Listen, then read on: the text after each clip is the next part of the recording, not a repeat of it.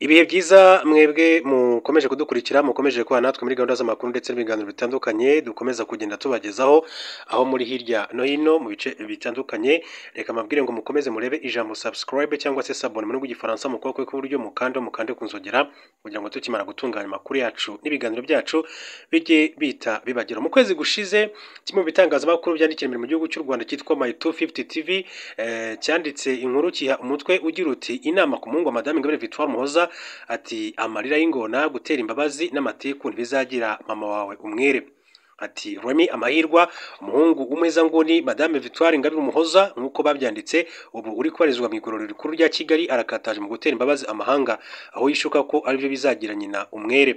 Ati kuri insho noneho yanditse ibaruwa iterekeranye yahaye umutwe ugira uti ubusabe kuri Perezida Trump fasha mama mu rugamba rwo guharanira ubwisanzure mu Rwanda ibintu yakoze agambiriye gutera imbabazi Perezida Trump wa Leta Zunze Ubumwe za Amerika mu rwego rwo kuyobya uburari ndetse no kugoreka ukuri. Muri nyandiko Amahirwa Remy yafashe ifungwa rya nyina arihuza n'ingamba za Perezida Trump zo guharanira ko amahoro agaruka mu burasirazuba bwa Repubulika ya Demokarasi ya Kongo. Yasabye Trump gushyira igitutu ku Rwanda ngo nyina arekurwe. Mu by'ukuri kuba umwana yavuganira nyina ntibisanzwe, ariko Remy Amahirwa yirengagije ko amarangamutima adashobora gusimbura ukuri. Mweza nguni Madame Ingabire Victoire Umuhoza ati ntiyarenganye ahubwo ati ni umunyabyaha uticuza kandi utarasibye kugambirira kugira nabi abanyarwanda. Ati uyu mugore w'umugome ati yitwaye nabi mu mbabazi yahawe na Perezida wa Repubulika y'u Rwanda. Ati none ubu ari kuryozwa ibyaha bikomeye cyane yakoze birimo kugambirira kugira nabi ubutegetsi buriho, gukwirakwiza amakuru atariyo cyangwa se icengezamatwara rigamije kwangisha Leta y'u Rwanda mu bihugu by'amahanga. Ati byavuye mu iperereza rigaragaza ko we n'abafatanyacyaha be bagera ku 9 bakoze ubukangurambaga bugamije kugumura abaturage biciye mu ngirwashyaka ye yise Dalpha Umurinzi n'ishyaka ritaremerwa n'amategeko mu gihugu cy'u Rwanda nk'uko iki kinyamakuru cyabyanditse. Munyumve neza ibinsoma nibyanditswe na My 250 TV. Ushobora kuba wajyaho nawe ukaba wabibona mu kwezi kumwe gushize. Ibi byaha bikomeye yabyivurugusemo nk'uko bakomeza kuba babivuga igihe kinini. Atakomeza kurangwa n'umutima wo kudahinduka, atahubwo akomeza kwimakaza icengezamatwara rya Hutu-Power atari naryo ryacuzwemo umugambi wa jenoside yakorewe abatutsi muri Mata mwaka w'igihumbi kimwe magana cyenda mirongo icyenda na kane. Amahirwa agomba gusobanukirwa ko ibyaha ndengakamere nyina yakoze haba bihuriye na diplomasi mpuzamahanga abanyarwanda nka nyina ati bakurikiranwa n'inkiko si inyandiko z'ibitekerezo bigamije kumufutagatifuza kandi ari inkozi y'ibibi ati hora yivuruguta mu byaha. Nk'uko rero bakomeje kugenda bigarukaho. Ni Madame Ingabire Victoire Umuhoza amenuka neza ko yabanje gutabwa muri yombi 2010 ubwo yageraga mu gihugu cy'u Rwanda agasura urwibutso rwa jenoside rwa Kigali, jenoside yakorewe abatutsi.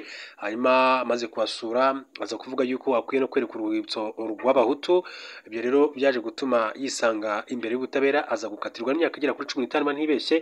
Hanyuma rero aza guhabwa imbabazi n'umukuru w'igihugu cy'u Rwanda. Gusa byakomeje kujya bivugwa ko mu by'ukuri wowe akimara gusohoka avuze ko nta mbabazi yigeze asaba kandi amakuru mfitiye gihamya nuko yasabye imbabazi ndetse yandika n'ibaruwa yagombaga mu by'ukuri kugezwa ku mukuru w'igihugu cy'u Rwanda bakayisuzuma bagasanga niba koko imbabazi azikwiye amaze kurangiza 1/3 cy'igifungo yari yakatiwe akaba yazihabwa nk'uko n'undi byaje kugenda. Ariko nyuma rero yo kurekurwa n'ubundi ibyo yategetswe ntiyigeze byubahiriza. Ngira murabibuka ko mu matora y'ubushize yabaye muri 2024 yagerageje no gushaka kwemariza umwanya mukuru w'igihugu cy'u Rwanda ariko yari atarakurwaho ubusembwa biza gutuma rero mu by'ukuri atabona ayo mahirwe yo kuba yakwimamariza umwanya w'umukuru w'igihugu cy'u Rwanda. Uretse rero uyu Remy Amahirwa hari n'umuhungu we rero wundi witwa List Shima. Uyu nawe rero yigeze gusohora indirimbo mu by'ukuri irimo agahinda gakomeye cyane igaragaza yuko akumbuye nyina umubyara. Icyo gihe rero iyo ndirimbo yarimo amagambo rero agaragaza yuko igihe kibaye cyinshi cyane cyangwa se kibaye kinini akaba rero yarakumbuye umubyeyi we Madame Ingabire Victoire Umuhoza. Akaba rero nyuma yuko afunguwe nk'uko umuntu yafunguwe ku mbabazi z'umukuru w'igihugu cy'u Rwanda nawe yemerewe gusohoka igihugu atabifitiye uburenganzira yahawe n'inzego zibishinzwe. Akaba rero baravugaga yuko bamukumbuye cyane icyo gihe akaba yari umuhungu witwaga List Shimwa. Ni byinshi rero umuntu yakomeza kugenda avuga. gusa aya makuru kamabwire ko umutangabuhamya wiyambabajwe na Dr Munyemana Sostene kugira ngo amushinjure yagaragaje ko gufungirana abatutsi mu biro bya leta nta kindi byabigamije uretse kubashyira mu maboko y'abicanyi abigeranya no kubakatira urwo gupfa.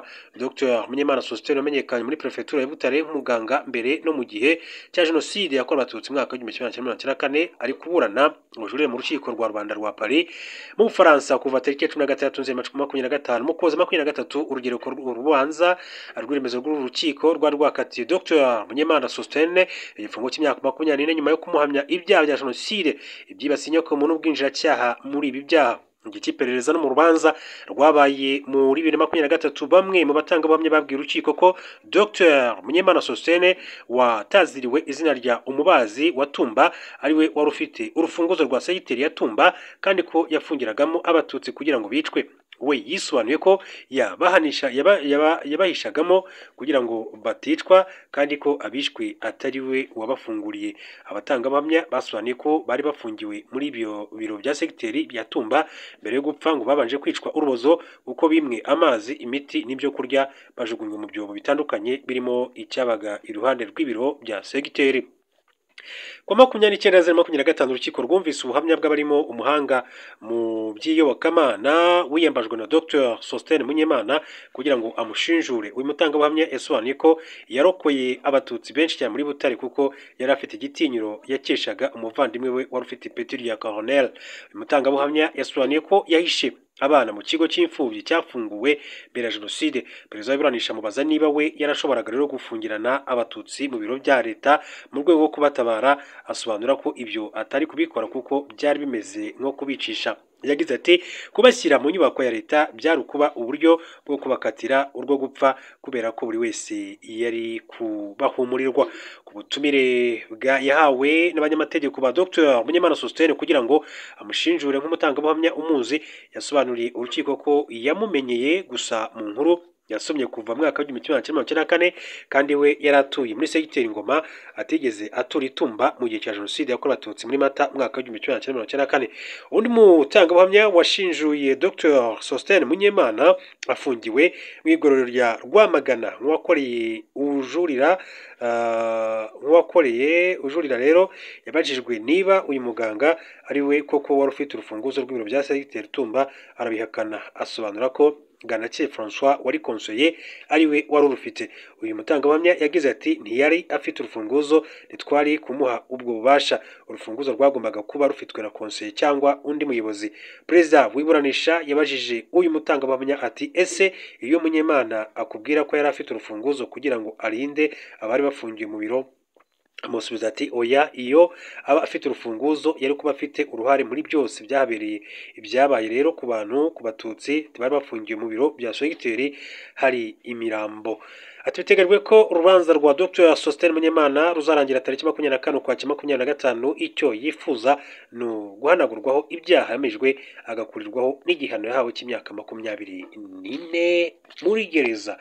Ni byinshi rero bikomeza kugenda bivugwa gusa reka mbe mpini yangaha mbifuriza komeza kugira ibihe cyiza.